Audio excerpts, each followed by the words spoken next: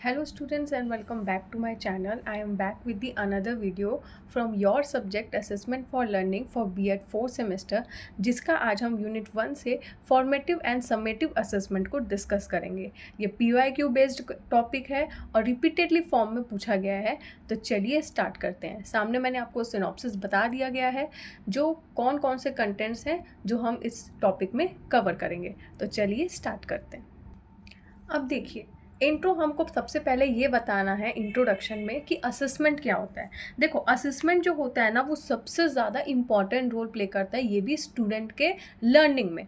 ठीक है, अब लर्निंग में कैसे इंपॉर्टेंट रोल प्ले करता है, क्योंकि ये एक टीचिंग का ही पार्ट होता है, इसलिए स्टूडेंट के लर्निंग प्रोग्रेस में सबसे ज़्यादा क्या करता है, इम्पॉर्टेंट रोल प्ले करता है। ये क्या करता है, इस असेसमेंट से हम किसी भी बच्चे की उसकी एबिलिटी, ठीक है, और वो कितना इम्प्रूवमेंट कर रहा है, क्या प्रोग्रेस कर रहा है वो, और ठीक है, और स्टूडेंट को क्या रिक्वायरमेंट है, ओके, उसके बारे में हम धीरे धीरे समझ सकते हैं असेसमेंट के थ्रू। क्योंकि यहाँ पे हम जो असेसमेंट करते हैं बच्चों का मतलब बच्चों को एक्सेस करते हैं, असेस करते हैं लर्निंग का, कि बच्चे कितना अच्छे से पढ़ रहे हैं, क्या इम्प्रूवमेंट हो रहा है, क्या प्रोग्रेस हो रहा है।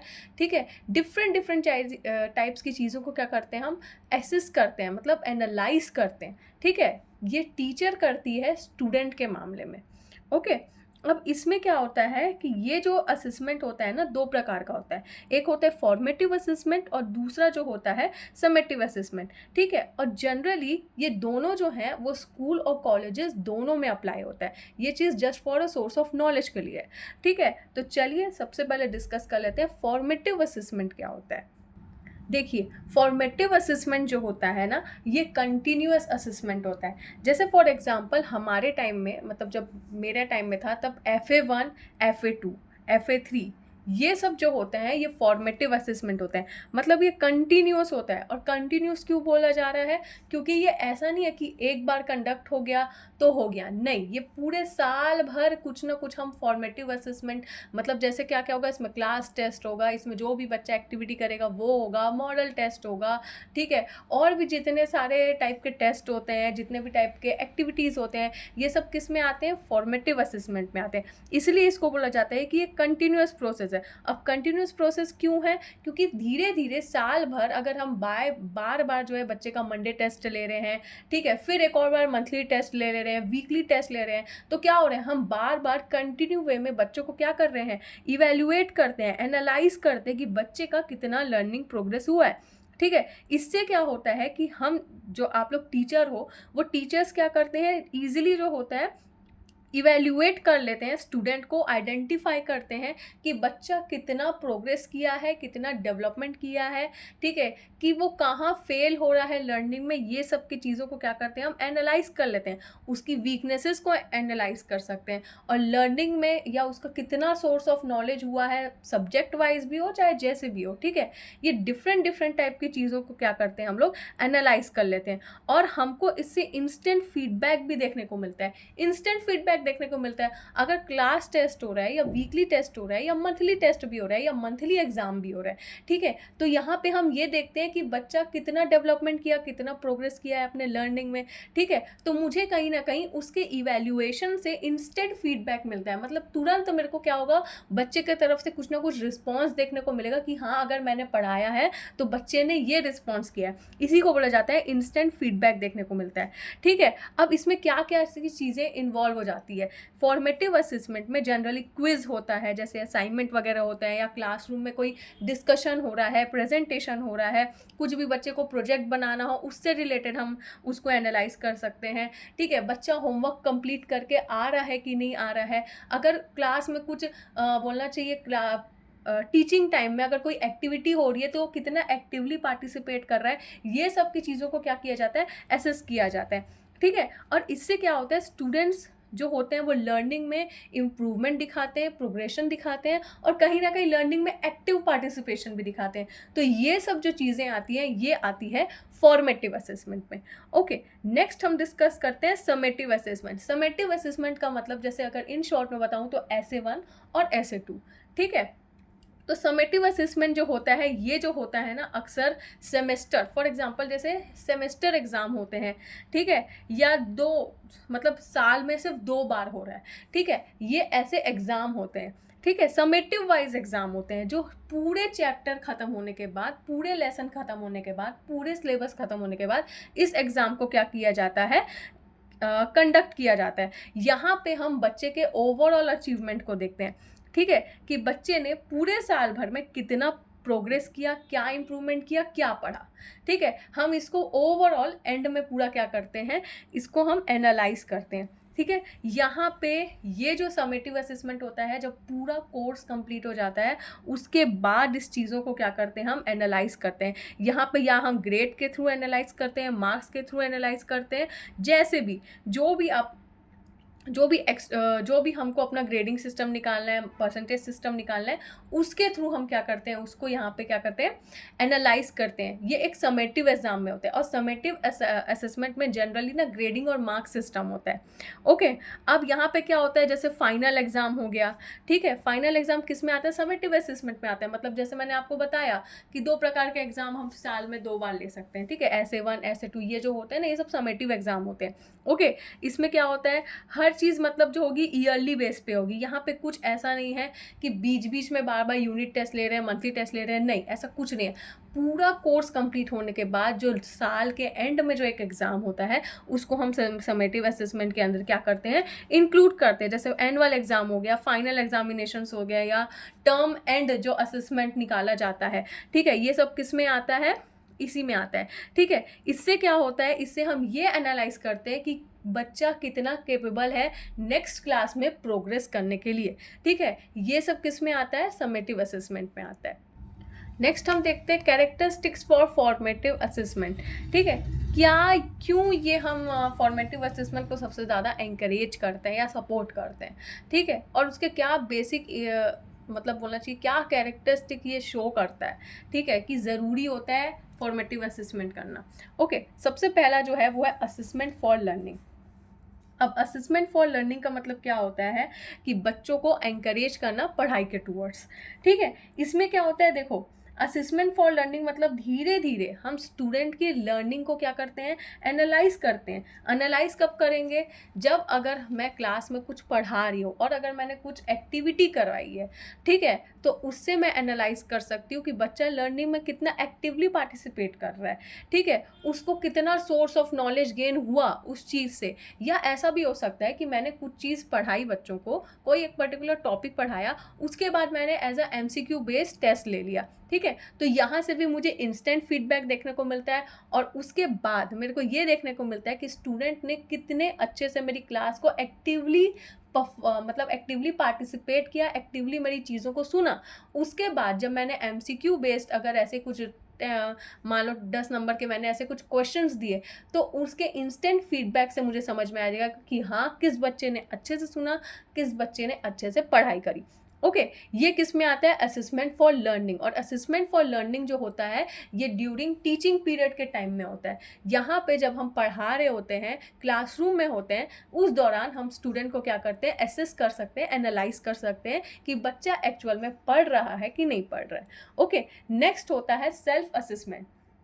सिंपल सी बात है, अगर हम फॉर्मेटिव असेसमेंट अगर करते हैं तो धीरे धीरे स्टूडेंट भी अपने आप कहीं ना कहीं इम्प्रूवमेंट देखने को मिलता है, ठीक है। अगर स्टूडेंट देखता है कि मैं इस पर्टिकुलर फील्ड में कमज़ोर हूँ, तो वो उस मार्क्स या ग्रेडिंग सिस्टम को देख के वो क्या करेगा, अपने आप को इम्प्रूव करने की कोशिश करेगा कि यस, नेक्स्ट टाइम अगर नेक्स्ट टेस्ट में या नेक्स्ट अगर कुछ होता है उसमें मैं और अच्छे से इम्प्रूव करूं। ओके, तो कहीं ना कहीं यहाँ पे क्या होता है, बच्चे धीरे धीरे अपने आप को भी सेल्फ असेस करने लग जाते हैं। इंस्टेंट मोटिवेशन उनके टूवर्ड्स आने लग जाता है, लर्निंग के टूवर्ड्स भी आने लग जाता है। ओके, और धीरे धीरे क्या होता है, उनके परफॉर्मेंस में इम्प्रूवमेंट देखने को मिलती है। नेक्स्ट है ऑल राउंडर असेसमेंट। अब देखो, फॉर्मेटिव असेसमेंट ज़रूरी नहीं है कि हम सिर्फ पर्टिकुलर लर्निंग की ही बात करें। यहाँ पे हम बच्चे के ऑल राउंडर चीज़ों को देखते हैं, उसकी क्या स्किल है, उसका किस पर्टिकुलर चीज़ में इंटरेस्ट है। यहाँ से भी हम क्या करते हैं, बच्चों के ओवरऑल चीज़ों को हम एनालाइज कर सकते हैं, असेस कर सकते हैं। ठीक है, कि बच्चा पढ़ाई के साथ साथ और अदर एक्टिविटीज़ में क्या बेस्ट रोल प्ले करता है। ये किस में आता है, ऑल राउंडर असेसमेंट में आता है। नेक्स्ट है no fear of examination. No fear इसलिए हो जाता है, नो फियर टोटल नहीं बोल सकते हैं, बल्कि थोड़ा सा जो होता है एग्जामिनेशन जो होता ही है। देखो फॉर्मेटिव असेसमेंट ये होता है कि क्लास टेस्ट होता है, यूनिट टेस्ट होते हैं, वीकली टेस्ट होते हैं, मंथली टेस्ट होते हैं, डिफरेंट डिफरेंट टाइप के क्या होते हैं फॉर्मेटिव टेस्ट में इंक्लूडेड रहते हैं, डिफरेंट डिफरेंट टाइप के टेस्ट होते हैं। अब होता यह है धीरे धीरे बच्चा हर एक सब्जेक्ट को क्या करता है, पहले पढ़ता है, फिर उसका क्या करता है, हमको रिजल्ट देता है। क्लास टेस्ट होगा, यूनिट टेस्ट के थ्रू क्या होता है, रिजल्ट देता है। और स्टूडेंट भी जो होते हैं, इवन पेरेंट्स भी जो होते हैं, वो ये देखते हैं कि हमारे बच्चे ने कितना बेस्ट परफॉर्मेंस दिया। तो कहीं ना कहीं बच्चे के अंदर क्या होता है, कॉन्फिडेंस बूस्ट होने लग जाता है। और इसके कारण जब डायरेक्ट वो एग्ज़ाम में ना बैठ के वो धीरे धीरे जब एग्ज़ाम के टूवर्ड्स जाता है, तो उसको कहीं ना कहीं अपने सब्जेक्ट के ऊपर कहीं ना कहीं भरोसा रहता है कि हाँ ये टॉपिक जो था वो मेरा कवर था, तो just I need a revision, एक क्विक रिवीजन की ज़रूरत है, और उसके बाद वो एग्ज़ाम में उसी चीज़ को लिख के आता है। तो यहाँ पे भी कहीं ना कहीं हमको लर्निंग में इम्प्रूवमेंट देखने को मिलती है। ओके, नेक्स्ट है कंटिन्यूअस असेसमेंट। कंटिन्यूअस असेसमेंट का मतलब क्या होता है कि हम पूरे साल भर बच्चों को क्या करते हैं, असेस करते रहते हैं, देखते रहते हैं कि कहाँ बच्चे का ग्रोथ हुआ है, कहाँ बच्चा किस सब्जेक्ट में पर्टिकुलर नीचे गया है या लो प्रोग्रेस दिखा रहा है, या कहाँ एकदम अच्छे से उसने इम्प्रूवमेंट दिखा दिया है, उसकी क्या स्किल डेवलपमेंट हो रही है, या पहले उसके अंदर ये स्किल नहीं थी अब अचानक से कौन सी स्किल डेवलपमेंट हो रही है, उसका क्या रीज़न है। हम प्रॉपरली बच्चे को पूरे मंथ वाइज डेली बच्चे को क्या कर सकते हैं, कंटिन्यूअस वे में असेस कर सकते हैं। तो ये सब जो चीज़ें आती हैं वो फॉर्मेटिव असेसमेंट में आती हैं। अब नेक्स्ट देखते हैं कैरेक्टरिस्टिक्स ऑफ समेटिव असेसमेंट। ठीक है, अब समेटिव असेसमेंट जो होता है वो क्या रोल प्ले करता है। समेटिव असेसमेंट सबसे पहला जो होता है वो सब्जेक्टिव असेसमेंट होता है। सब्जेक्टिव असेसमेंट ये होता है कि यहाँ पे हमको ये पता चलता है कि पूरे साल भर ने बच्चे ने इस पर्टिकुलर सब्जेक्ट से क्या पढ़ा, कितना नॉलेज गेन किया, और एट अ एंड में वो क्या रिस्पॉन्स कर रहा है, ये आता है सब्जेक्टिव असेसमेंट में। ठीक है, नेक्स्ट है रिपोर्ट या रिजल्ट। अब देखो पूरा ओवरऑल बच्चे ने जब कुछ ना कुछ पढ़ाई किया तो उसका एक रिपोर्ट तैयार होता है कि हाँ बच्चे ने इस पर्टिकुलर सब्जेक्ट में ज़्यादा अच्छा प्रोग्रेस किया, या इस पर्टिकुलर सब्जेक्ट में उसने कम प्रोग्रेस किया, इसने अच्छे से पढ़ाई करी, इसने अच्छे से पढ़ाई नहीं करी। ये सब के बेसिस पे क्या होता है, एक रिजल्ट तैयार होता है। ठीक है, और ये कब तैयार होता है, जब पूरा जो हमारा कोर्स है वो कंप्लीट हो जाता है। At the end of the session हम क्या करते हैं, हर एक स्टूडेंट का एक रिपोर्ट तैयार करते हैं। ओके, नेक्स्ट है overall progress of formative assessment. अब overall progress of formative assessment क्यों बोल रहा है, क्योंकि फॉर्मेटिव असेसमेंट में ये होता है कि हम बच्चों को कंटिन्यू वे में एनालाइज करते हैं, मतलब उसको हम इवेल्युएट करते रहते हैं। सीटी में उसने इतना स्कोर किया है, हाफ ईयरली में उसने इतना स्कोर किया है, अदर एक्टिविटी में उसने इतना स्कोर किया है। पूरे इस ओवरऑल इवैल्यूएशन को लेके हम क्या करते हैं, एक रिपोर्ट तैयार करते हैं at the end of a session. ठीक है, वो जो पूरा जो ओवरऑल जो हम इवैल्यूएट करते रहते हैं, फिर बाद में उसको हम क्या करते हैं, पूरा प्रॉपर टोटलिंग करते हैं। ये जो टोटलिंग जो पूरा हमने फॉर्मेटिव असेसमेंट का जो इवैल्यूएशन था बच्चे का, उसको लेके हमने एक प्रॉपर अच्छे से टैबुलर फॉर्म में टोटल किया। ठीक है, उसके बाद उसके बेसिस पे हम उसको ग्रेड के सिस्टम से क्या कर देते हैं, डिवाइड कर देते हैं कि या तो बच्चे का बहुत अच्छा प्रोग्रेशन हुआ है इस बार सेशन में, जिसको हम ए दे देते हैं, एवरेज दिया है तो बी, या थोड़ा सा कम है तो उसको सी, ऐसे ऐसे करके हम क्या करते हैं, ग्रेडिंग या मार्क्स सिस्टम में हम उसको डिवाइड कर देते हैं। ये जो आता है समेटिव असेसमेंट में आता है। ओके, नेक्स्ट है चिल्ड्रन का अचीवमेंट। अब यहाँ पे हर एक बच्चे का हमको कुछ ना कुछ अचीवमेंट करते हुए मिलेगा। ठीक है, लर्निंग के टूवर्ड्स भी और अदर एक्टिविटी के टूवर्ड्स भी, या कितनी एबिलिटी उसके अंदर डेवलप्ड हुई, या कितने स्किल उसके अंदर डेवलपमेंट हुआ। ठीक है, धीरे धीरे वो क्या प्रोग्रेस कर रहा है पूरे सेशन भर में, ये चीज़ हमको देखने को मिलती है। और कहीं ना कहीं स्टूडेंट हर पर्टिकुलर चीज़ों में या हर पर्टिकुलर सब्जेक्ट में कुछ ना कुछ अचीव करते हुए ही दिखेगा। Okay, next is summative exam. अब समेटिव एग्जाम जो होता है ये सबसे ज़्यादा जो होता है स्टूडेंट की लाइफ में इंपॉर्टेंट रोल प्ले करता है, क्योंकि यहाँ पे ये होता है कि बच्चे को ओवरऑल पूरे कोर्स को कवर करके पूरा अपने एग्जाम में लिखना होता है आंसर्स को। ठीक है, तो ये चीज़ किस में आती है, समेटिव एग्जाम में आती है। और ये जो समेटिव एग्जाम होते हैं ये तब होता है जब पूरा ओवरऑल कोर्स हम लोग का क्या हो जाता है, कंप्लीट हो जाता है, और उसी के थ्रू हम एनालाइज करते हैं कि बच्चे को कितना उस सब्जेक्ट के बारे में नॉलेज है कि नहीं है। ओके, लास्ट में आप इस टॉपिक को कवर करने के लिए आप एक और टॉपिक डाल सकते हो, वो है comparison between formative assessment and summative assessment. अब फॉर्मेटिव असेसमेंट और समेटिव असेसमेंट का अगर मैं आपको जस्ट एक ओरल फॉर्म में इंट्रोडक्शन दे देती हूँ, इसके आपको बेसिकली 5 पॉइंट्स ही लिखने रहते हैं, ज़्यादा कुछ नहीं लिखना रहता है। ओके, तो बेसिकली कंपैरिजन में हमको कुछ पॉइंट्स को इंक्लूड करना रहता है। यहाँ पे मैंने डायरेक्ट पॉइंट लिख लिया है, आप थोड़ा इसको सेंटेंस फॉर्म में एक बहुत ही अच्छे से टेबुलर फॉर्म में अच्छे से कंपैरिजन दिखा सकते हैं। ओके, तो चलिए देखते हैं। फॉर्मेटिव असेसमेंट में हमको ये देखने को मिलता है कि फॉर्मेटिव असेसमेंट जो होता है वो ये दिखाता है कि बच्चे का कितना लर्निंग प्रोग्रेस हुआ है ना। ओके, और समेटिव असेसमेंट में हमको ये देखने को मिलता है कि उसने कंप्लीट लर्निंग कितनी करी है, एक पर्टिकुलर मतलब उसने कंप्लीट नॉलेज कितना लिया है।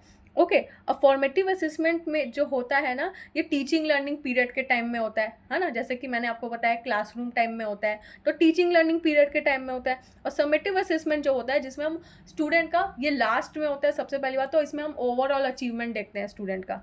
ओके, और दूसरी चीज़ ये कंटिन्यूस फॉर्म में होती है, एक डायग्नोस्टिक फॉर्म में होती है। कंटिन्यूस फॉर्म में क्यों होती है, साल भर हम बच्चों को कुछ ना कुछ एनालाइज करते हैं, इवैल्यूएट करते रहते हैं। ठीक है, और समेटिव असेसमेंट में हमको क्या देखने को मिलता है, पूरा टोटल परफॉर्मेंस को हम क्या करते हैं, पूरा उसने साल भर में जितना जो भी उसने किया उसको हम एंड में क्या करते हैं, देखते हैं, एनालाइज करते हैं। तो टोटल परफॉर्मेंस यहाँ पे देखा जाता है। ठीक है, अब यहाँ पे क्या होता है, ये ड्यूरिंग क्लासरूम होता है। ठीक है, इम्प्रूवमेंट देखने को मिलता है, बच्चे का प्रोग्रेस देखने को मिलता है, रेगुलर इंस्टेंट फीडबैक हमको देखने को मिलता है फॉर्मेटिव असेसमेंट में। ठीक है, और यहाँ पे समेटिव असेसमेंट में यूजुअली हमको मार्क्स या ग्रेड के थ्रू ही हमको पता चलता है कि बच्चे ने क्या किया है। ओके, मेनली जो होता है ये मार्क्स और ग्रेड के ऊपर ही डिपेंड रहता है।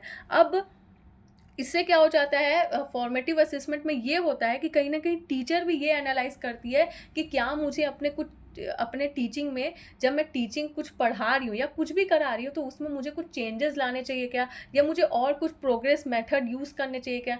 ये सब हम फॉर्मेटिव असेसमेंट में धीरे धीरे एनालाइज कर सकते हैं। लेकिन हम समेटिव असेसमेंट में हम यहाँ पे ये देखते हैं कि मैंने कितने अच्छे से बच्चों को इफेक्टिवली पढ़ाया है।